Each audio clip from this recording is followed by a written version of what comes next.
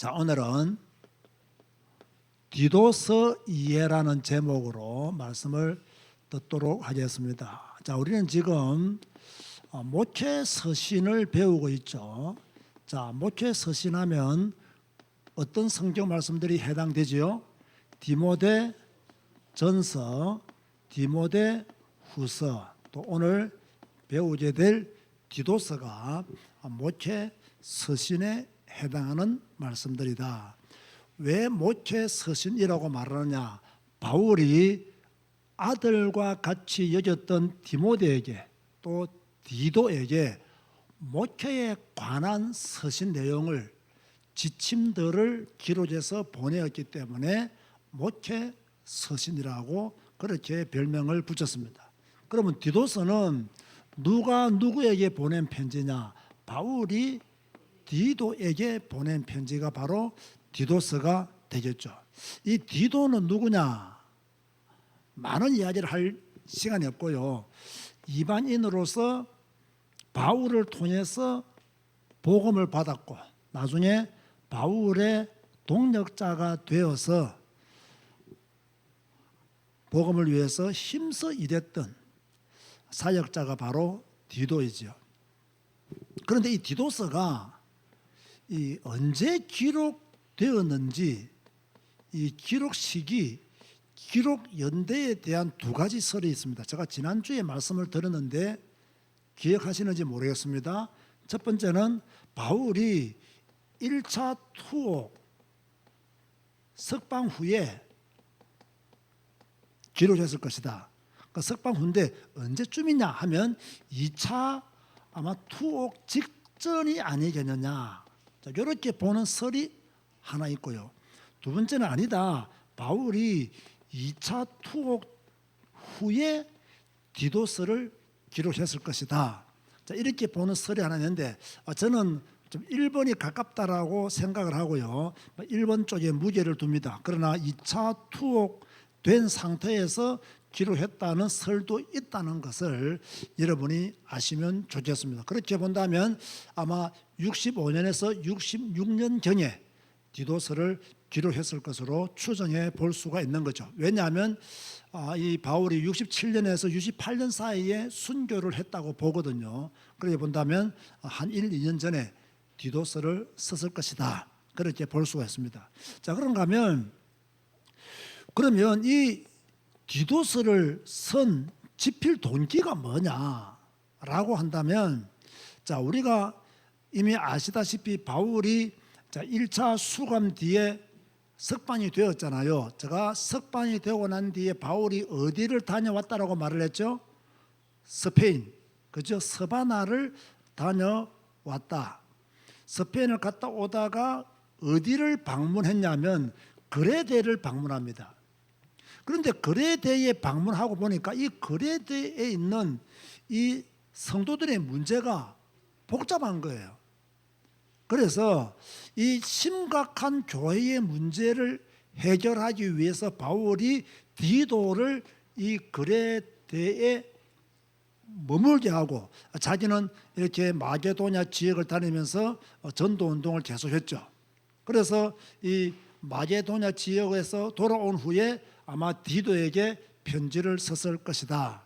그러면 편지의 내용이 뭐냐? 이미 우리가 앞으로 디도서를 보겠습니다만은 이 교회의 조직과 질서, 초대교회는 이 교회 조직과 질서의 문제가 심각한 문제였거든요. 왜 초대교회는 이단의 문제, 거짓 선지자들의 문제가 많았느냐 하면 이 교회의 조직과 질서가 확고하지 못했기 때문에 목소리 큰 사람이 이기는 그런 시대였단 말이에요. 그러니까 이 질서 있는 교회가 되고 이 조직이 잘 된 교회가 된다는 것은 굉장히 중요한 그러한 목회를 할 수 있는 바탕이 된다라고 볼 수 있죠. 자, 우리가 여기서 잠시요. 제가 자주 언급하는데요. 초대교회는 양대 이단이 있었어요. 그 중에 하나가 이제 유대주의 이단. 이 유대주의 이단은 무엇을 강조했을까요? 할례. 할례를 받아야 된다. 구원받기 위해서는 율법에 기록되어 있는 형식들을 지켜야 구원받는다. 이게 유대주의자들이 가지고 있는 핵심 내용이에요. 어떻게 할례를 받지 않고 구원받느냐? 있을 수 없다. 이런 형식들을 지켜야 된다. 그러니까 이것은 율법주의에 빠지는 거죠. 구원은 예수 그리스도를 믿음으로 받는 것이 할례를 받음으로 구원을 받는 것이 아니잖아요. 그런데 이 유대주의자들은 이 할례에서 벗어나지를 못하는 거예요. 맞다, 예수 믿어야 구원받는데 할례를 받아야 된다. 자꾸 구원의 조건으로 다른 것을 덧붙이는 사람들이 이 초대교회 당시에 있었다는 거예요. 그런가 하면 두 번째 이단은 누구냐면 영지주의죠. 이 영지주의 제가 전에 한번 설명을 했는데 여러분이 기억하시는지 모르겠습니다. 쉽게 말하면요, 자, 신앙, 행위, 신앙은 중요하다. 그러나 행위는 별로 중요하지 않다라고 말하는 것이 영지주의예요. 자, 우리는 그렇게 말하면 됩니까? 안 됩니까?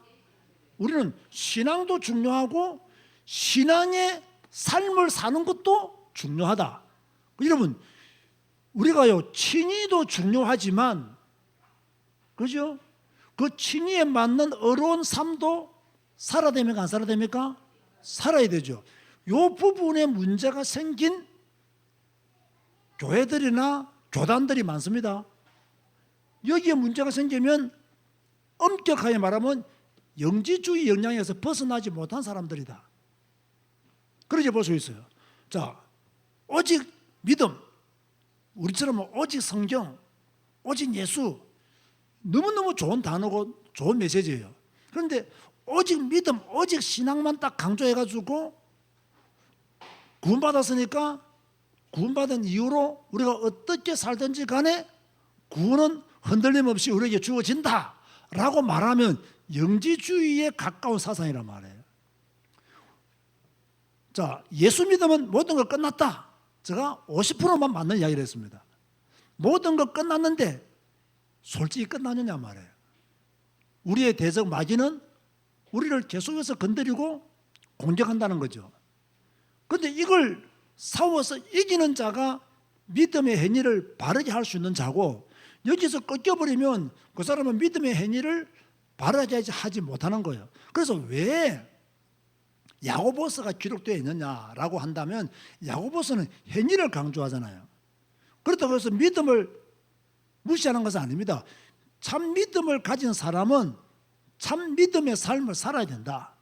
너희가 입으로만 믿는다고 하지만 너희들의 행위를 보니까 너희들의 믿음이 옳은 것 같지가 않다라고 하는 것이 야고보서예요. 그래서 우리가요, 신앙생활 할 때 우리가 신학적으로 성경적으로 제대로 정리하고 있어야 될 내용이 무엇이냐면 믿음으로 구원받는다. 인정해야 됩니다. 그럼 믿음으로 구원받았으니까 구원받은 이후에 우리의 행위는 죄 가운데 있어도 되느냐? 그건 아니다.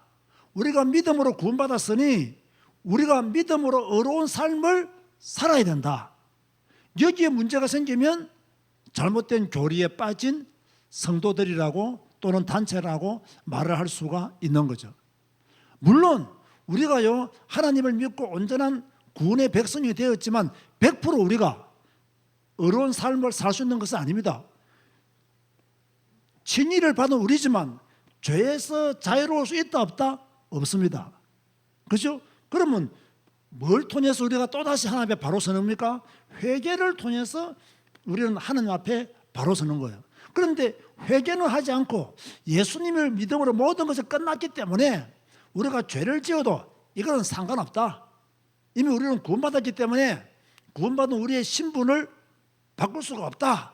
그렇게 말을 하는데 이 말이 위험할 수 있다는 거예요. 그럼 네가 구원받았다는 거 어떻게 아냐 말이에요. 나는 구원받았다 하지만 여러분 성경에 주여 주여 하는 자들도 자기가 다 구원받은 줄로 알겠죠. 그러나 성경은 뭐라고 말하고 있습니까? 다 천국에 들어갈 것이 아니라고 말씀했거든요. 그러면 주여 주여 하는 자마다 천국에 들어갈 것이 아니라고 한다면 예수님은 무엇을 받겠냐는 거예요.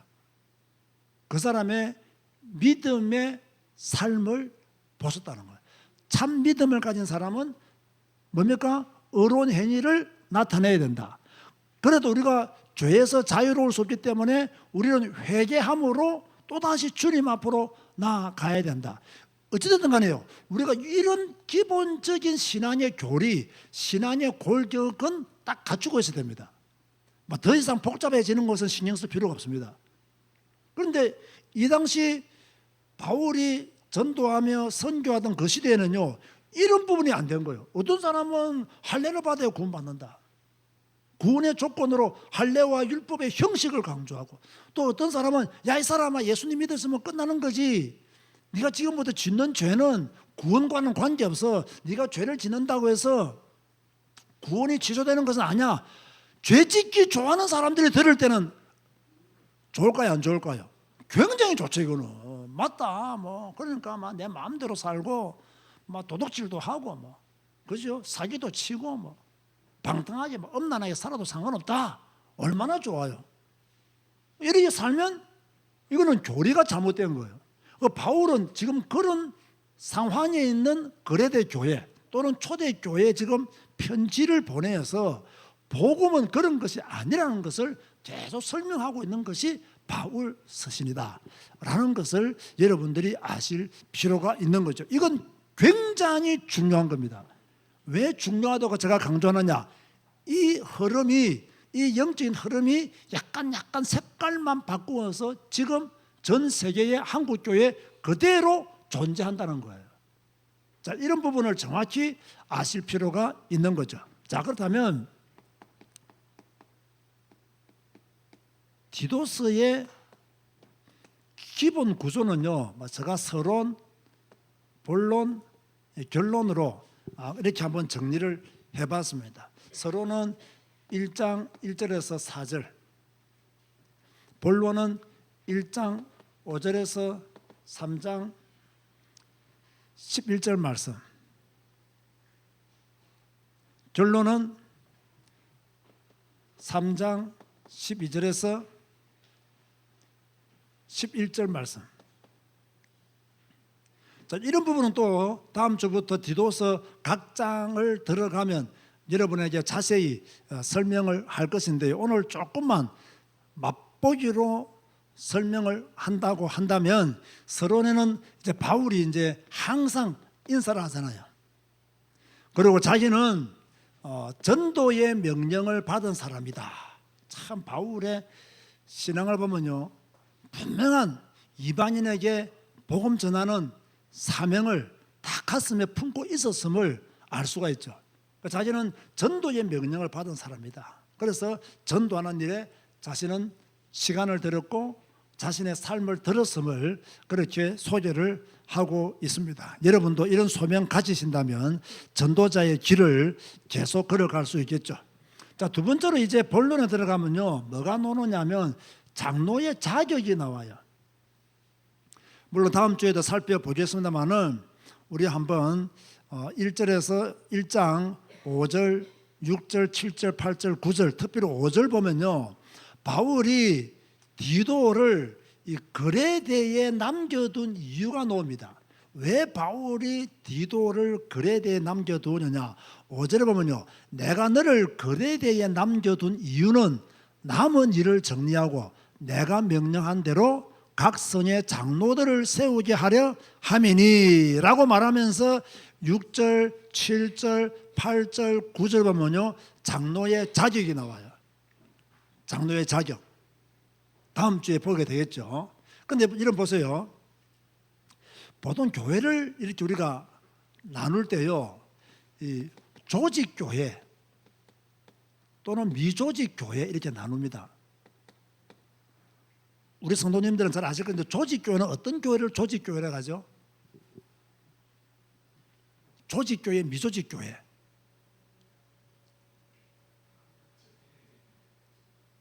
이건 그냥 성경에는 없는 이야기예요.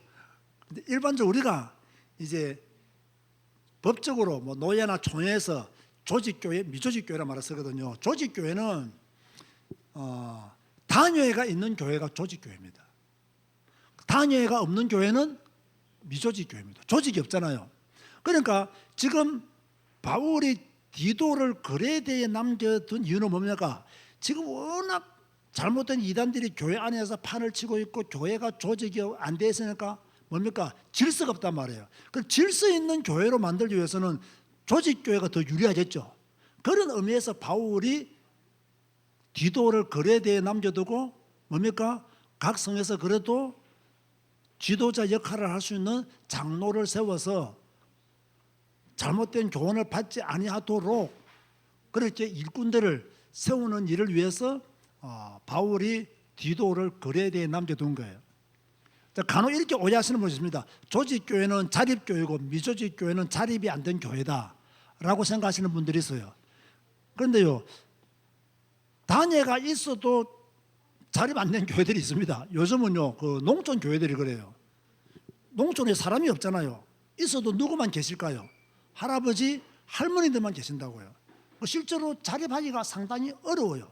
노예나 촌예 그리고 도시교회가 농어촌 교회를 도와주지 아니하면 자립할 수 있는 교회가 그다지 많지가 않습니다. 앞으로 더 심하겠죠. 조직교회이지만 뭐 이렇게 미자립인 경우도 많이 있죠. 자립인 경우는 그 교회 성도들이 헌금을 해서 그 교회가 잘 경제적으로 어려움 없이 돌아가면 그것은 자립교회가 되는 것이고요. 미자립교회는 교인들의 헌금으로는 그 교회가 돌아가지 않을 때는 미자립교회가 되는 거예요. 우리 교회도 뭐 작은 교회지만 미자립교회를 우리 교회가 도와주고 있잖아요. 목회자들의 생활을 위해서 우리가 후원을 해주고 매월 그렇게 돈을 보내고 있거든요. 자, 조직교회는 단예가 있는 교회고 미조직교회는 단예가 없는 교회다. 간단하게 그렇게 이해하시면 될 것 같습니다. 그러면서 이 본론에서 바울이 무엇을 강조하고 있느냐면 제가 조금 전에 이단을 설명했지만 이 거래대는 주로 이제 유대주의자들, 할례를 강조하는 유대주의자들이 있었던 것 같아요. 그래서 이런 자들에 대해서 경계할 것을, 조심할 것을. 여러분 보세요. 우리가 항상 조심해야 될 게 뭐냐면요, 이 거짓 선지자는 항상 교회 안에 있어요. 교회를 기반으로 활동을 해요. 그러니까 우리가 어떤 사람이 거짓 선지자인지 또는 바른 길로 가는 하나님의 종인지를 오랫동안 보지 않으면요 쉽게 분별해내기 어렵습니다. 왜냐하면 이 거짓 선지자들은 사람들을 속이는 방법을 다 터득한 사람들이에요.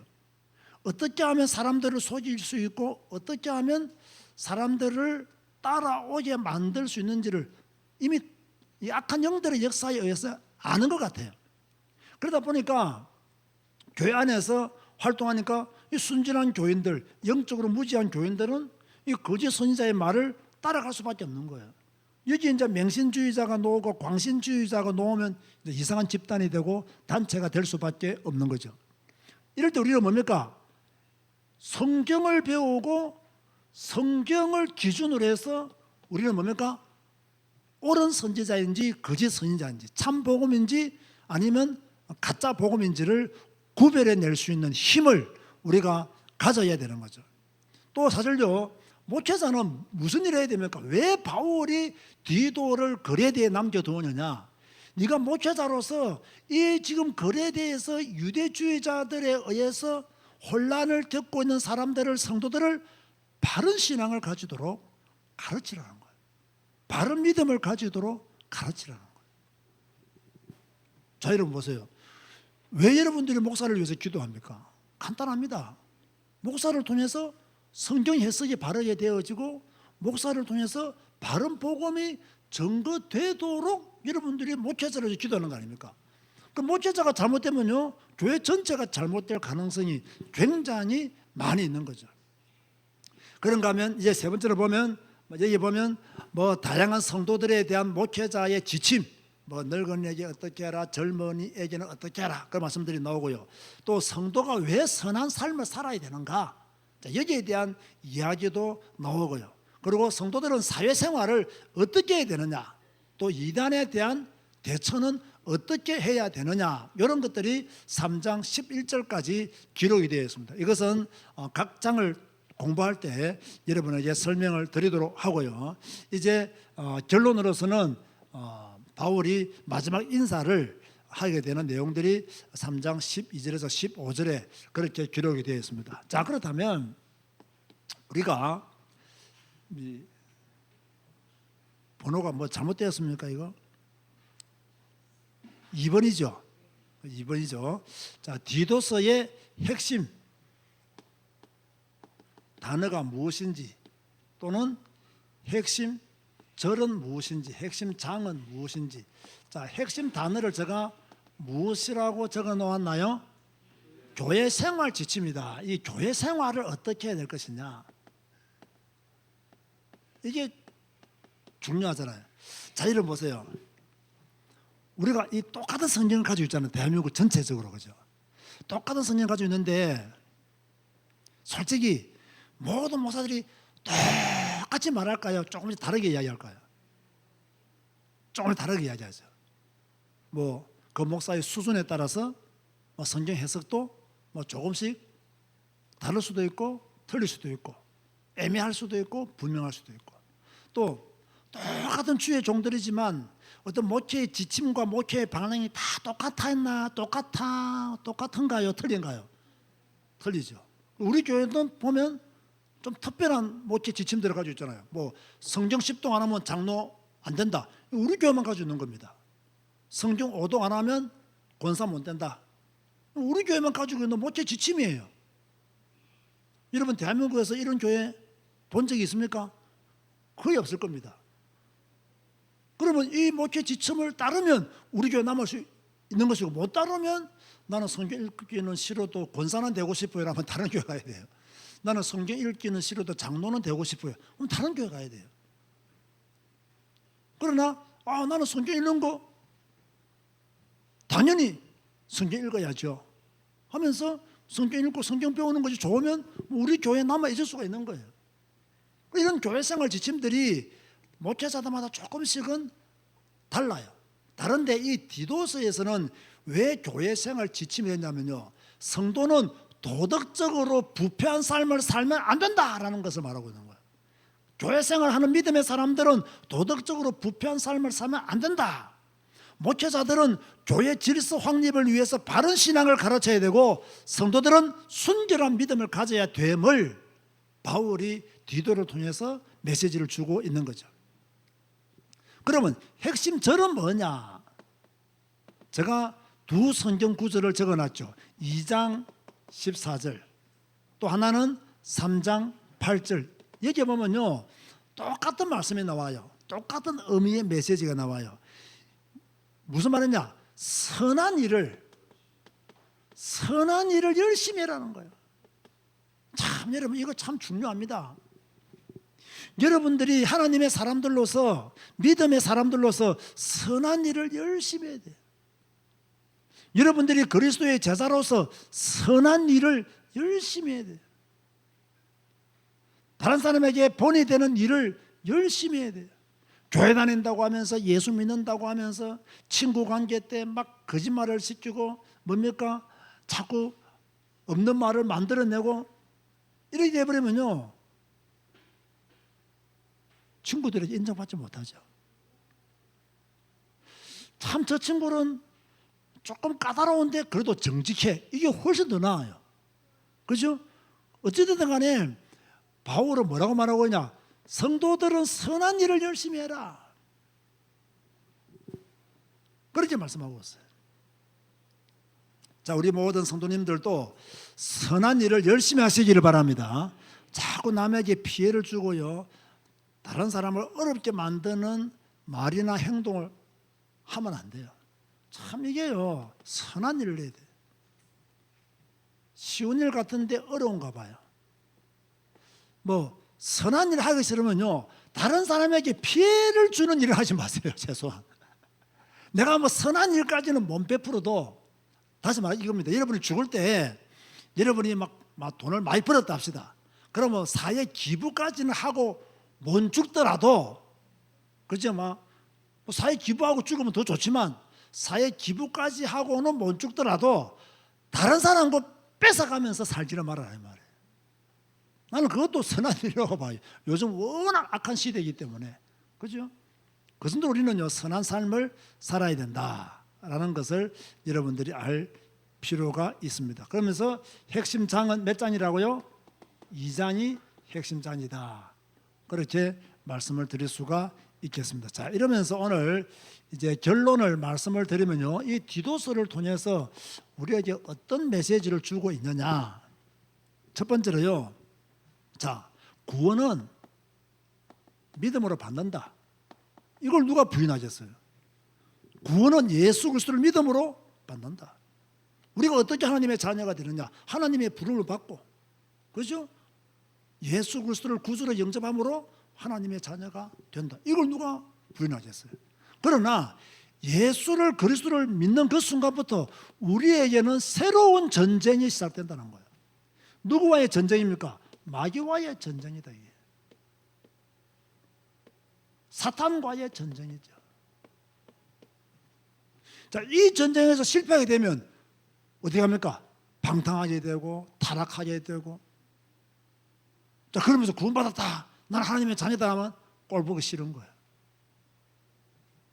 이런 걸 우리는 조심해야 된다라는 것을 우리는 디도서를 통해서, 다시 말해서 성화 전쟁을 예수를 그리스도로 믿는 순간부터 시작하라.